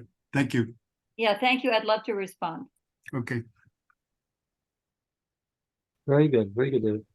Any other questions? Not questions. Any other people want to share about anything, please, about Mom? I could share. Hi. Hi. Jayma. So it's funny that you mentioned about saying the names when you're going through surgery or any kind of procedure, because the day before Kirtan last week, I had the 3 wisdom teeth pulled out, and I had to go under anesthesia. And right before, one of the people prepping me, she asked about my mala, which was from Ma Samadhi. And so I had a chance to talk about Ma. And then when I went under, I just kept going. I started repeating Om Ma, Om Ma, Om Ma. And then it wasn't as scary as I thought, because I was really anxious and nervous about going under, and I felt like she was kind of like there holding my hand. And so yeah, I thought I was onto something really cool and interesting, but it looks like she helps us through all of those harder times and unknown times. So, and then the next day got to sing Kirtan with you two, and it just felt like she was just like the mother that held, like I felt like I was like a little kid, scared, and she was there the whole time. And then she was there taking care of me the next day, and then these books come out, so I feel like she's just always there with her arms open, no matter how long it's been or no matter what you're going through. So yeah, I just feel like now it's starting to I don't have to think about it like Om Ma, Om Ma is just vibrating through me, and I just feel like she's hugging me or like holding my hand going, okay, it's okay, just keep on practicing. And yeah, and that's all.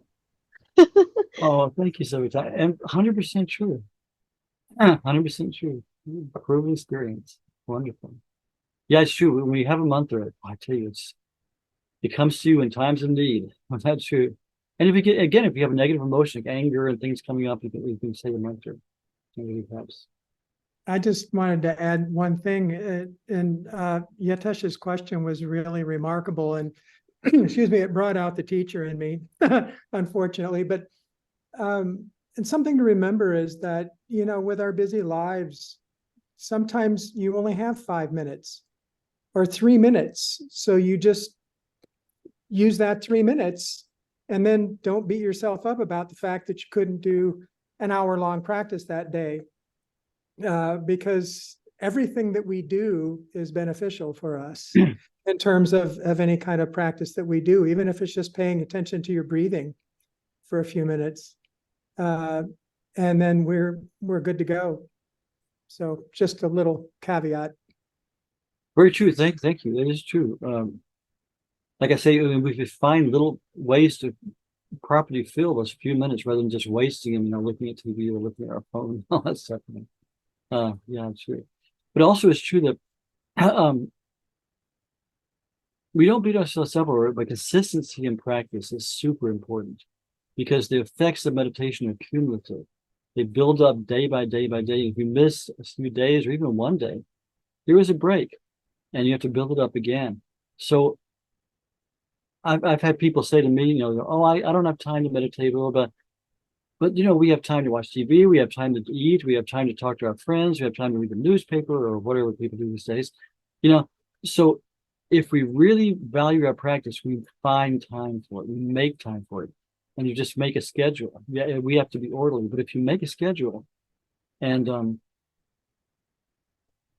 make time in our busy schedule for meditation, because what we think is important, we make time for it.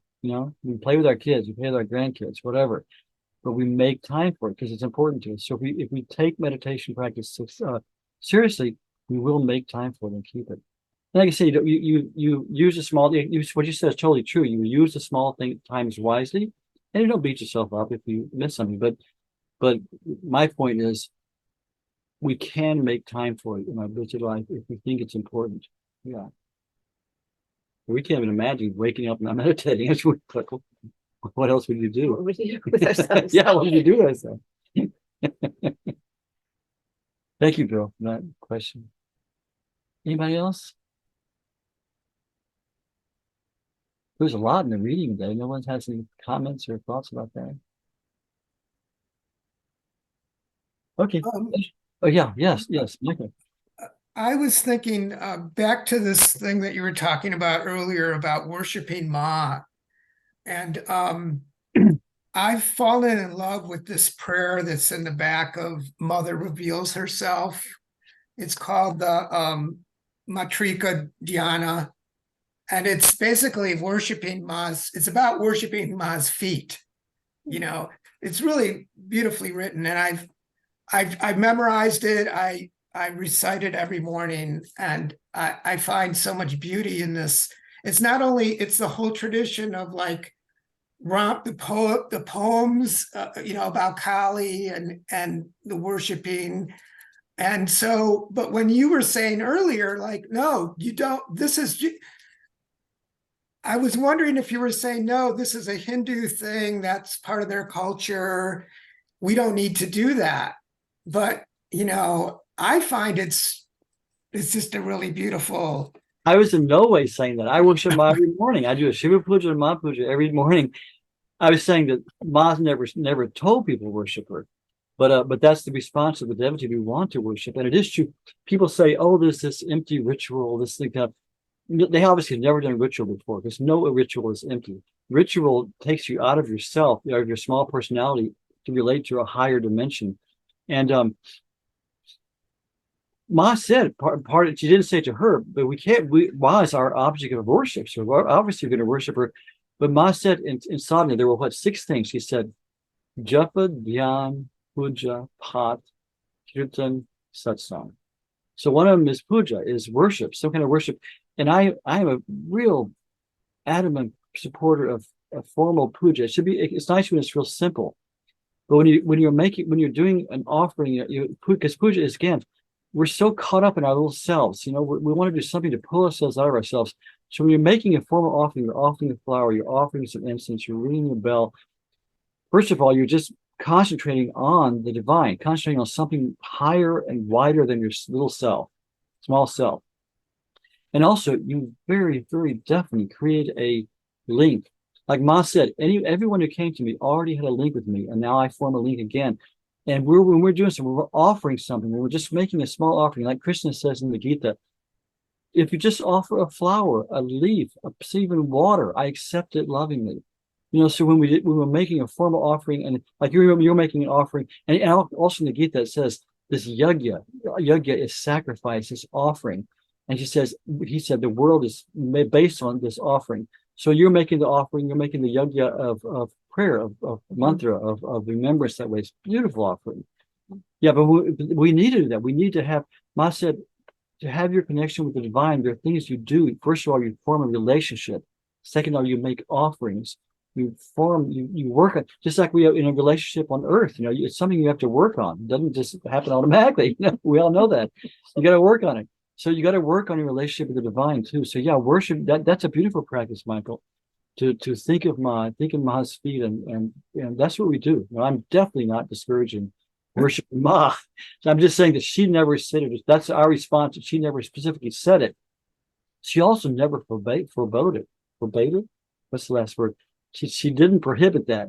She accepted when people wanted their offering. When people said, I want to do puja, Ma would just go into samadhi and they would do it. She accepted that. And she, like I said, didn't encourage it, but she accepted that. So yeah, it's a beautiful thing. Do you have any other thoughts about that, Michael? Does that answer your question? No, thank you. That was great that you clarified all that for me. No, absolutely. It's a beautiful practice. I know. Is it Vitta Sahaja Samadhi? Is that the it's called the Matrika Dhyana. Yeah, Yeah. It's on page it's in the appendix. that's Baiji. I think it's called Mati Dhyana. Yeah, it's the beginning of Baiji's hymn, which he spontaneously in the middle of the night, she said Ma just revealed this hymn to her, and he sang it for Ma the next day. And Ma said, sing this in the ashram. He says, Vitta Sahaja Samadhi, Viprati. That's it. Yeah. I'll sing it next. Oh, beautiful. I'd love to hear it sung. I've been recently it's sung in all my ashrams, and well, not the last trip, the trip before last to India, Swami Guru Sharanji had me teach the boys in the ashram that are good. We have some of the boys in the Gurukul who are really talented musically, and they lead the evening kirtan. So he had me work with them and teach them that whole hymn. So now they sing it faithfully every night. Yeah, we'll sing it next time. Okay, great. It's a beautiful, beautiful thing. Again, this is Baiji's heart being poured out. He was considered our proto devotee of Ma. He's the example for all of us, and he just poured his heart out. He said it all came to him spontaneously. It wasn't like something he wrote. He said it was like a hymn that's vibrating in the universe to Ma. So that's a great practice you have. That's good. Mangalanandaji, we have one more question from Seamus and Bon. Okay. Hello, how are you? Thank you. We wanted to join a couple of months ago I think it was on Mother's Day. And I remember just thinking how ironic it was that we weren't going to be able to attend on Mother's Day, given that Ma is the mother, right? And mother of and that's when we had Ma's birthday celebration. It was a special satsang. I'm glad you came now. That's good. Yeah. And so we really, I was reflecting on that. And my mother and I, my biological mother and I have a great relationship. But in the last couple of months, there's been, I'm just being a little personal here. There's been some strain on the relationship. I'm not the son. I didn't turn out the way that she had hoped or intended with my career, my relationships, et cetera, et cetera. And a distance has really grown between us. And in the last couple of months, I just reflect a lot on Ma and really feel like I get the acceptance, the whole entire acceptance for who I am and wherever I am in life, that she loves me and that she fully accepts me. I used to be Catholic, and so the Virgin Mary was that person for me in the past. We converted to Buddhism, and I've Guan Yin or Kanon. That's it hasn't really replaced the Virgin Mary. So, but Ma has really stepped in and shown me that she's my mother, my true mother. It's been a very healing experience for me the last couple of months as I've been struggling with my own biological mother, and expressing her displeasure with me and my life. I've been able to turn to Ma and feel the love and acceptance from a mother, and it's given me a great deal of peace. So I know it's very personal, and I typically wouldn't share this type of thing, but I felt moved to do so. So thank you. No, like I said, thank you very much for sharing that. It's very, very sweet and very relevant to all of us. And yeah, this is a place you can share things about. This is our community. This is our Ma3 Satsang community. That's beautiful, and it's so true. In the Devi Mahatmyam, which is the scripture of the Divine Mother, her first revelation, there's one phrase that said, they say, Ya Devi Sarva Bhuteshu Matra Rupena Samstita Namastasyai Namastasyai Namastasyai Namo Namaha. It says, oh goddess, she is the tattva, she's the principle of motherhood. Every maternal instinct that comes, even in animals, taking care of their young, and any true mother, and they have this feeling for their child. This is the Divine Mother herself manifesting as that feeling of motherhood, of that maternal instinct for their child.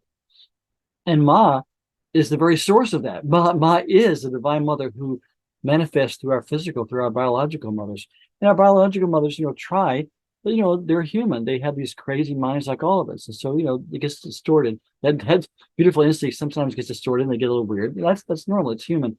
But Ma is that pure maternity itself. She's the Jagat Janani. She's literally the birth giver of the universe. The Divine Mother is the substance the universe is made from. So Ma is the perfect manifestation of that Devi, that goddess. That is as you say, the real mother, the eternal mother, always accepting, always loving, and she'll guide us. She'll guide us if we're doing something wrong. She'll rebuke us, but she always accepts us, always loves us. And remember, I think you must, last month in our satsang, I read the memoirs of my friend Ram Alexander, an American who went to Ma many years ago, and he edited this book of Atmanand. The book Death Must Die was from him. Anyway, and he talked about the very thing. He said he was also raised Catholic, and he said when he came back from his first time with Ma, he'd been there for months. I was there at that time with him, and he said he was longing for Ma, and he went into a Catholic church and he knelt in front of the Virgin Mary statue and started praying the rosary, and he had this incredible feeling of the exact feeling he got with darshan of Ma. And he said he realized the total identity of the Virgin Mary with Ma also, and because this tattva, this principle of the Divine Mother, of God, feminine aspect of divinity, it's one. And she manifests in so many different ways. Like you say, through Kuan Yin, she's there, through the Virgin Mary, she's there, through all these different ways, and the different paths that have been manifest in Dharma. And it's all one. Ma is the pure vibratory essence of that tattva, of that principle. So you're right. Ultimately, it's just Ma is your mother, and she loves you. So thank you for sharing that with us. It was very sweet. No more hands up, and it's 2:51. Yeah, let's sit for a few minutes at the end of all this. We've heard about Mother, we've read about Ma, we've sung to her. Let's sit for a few minutes together and just do as she said, and repeat the name of God. And I'll kind of talk you through it so we can kind of stay together on it. Okay, so let's just for a very few minutes. Let's just sit quietly with the spine straight and erect, and the chest raised and free, breathing freely. And just make sure the body's relaxed. Just go, and just relax every muscle in the body. So be firmly relaxed.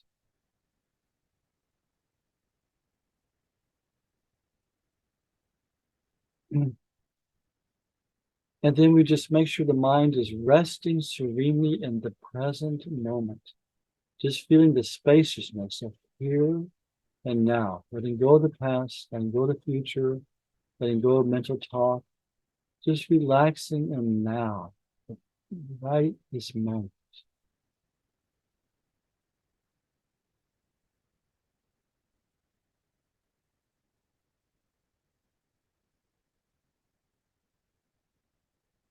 And in the spaciousness of now, we feel our own consciousness, our own feeling of existence with no definition, just I am, I exist. Just feel that I am.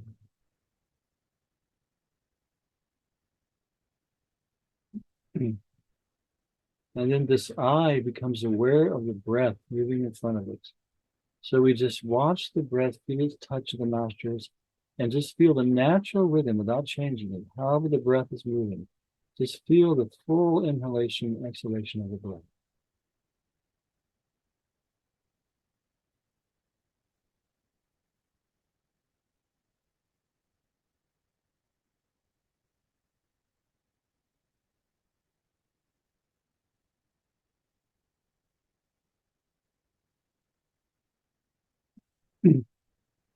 And then in rhythm with this natural movement of the breath, we add whatever divine name we work with, whatever our mantra is. And if you want to use Om Ma, that's very good. So we're using that. When we inhale, we mentally intone Om Ma. As we exhale, mentally Om Ma, Om Ma, Om Ma. Letting the mantra just vibrate in the breath. So you're breathing this rarefied air of the mantra in and out.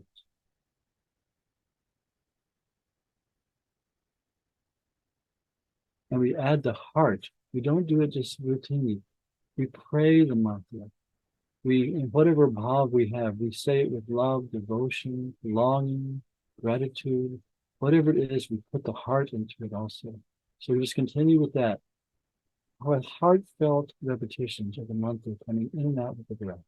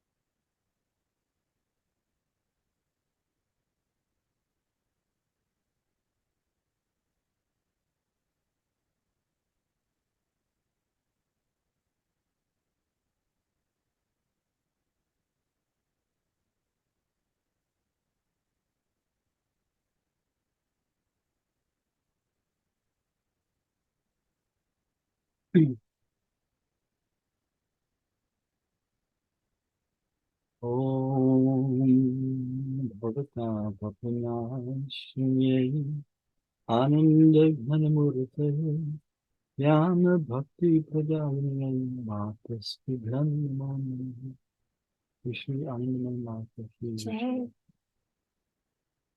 So thank you all. Oh, we wanted to talk briefly. We've been talking for what, a couple of years now about now that COVID is kind of passed, having an in-person Matri Satsang, either a long weekend or longer. We're thinking of in Florida, where people could then come in person. And it's we could have a warm. retreat, yeah. And maybe during when it's freezing cold up north. January. Yeah, come down to Florida.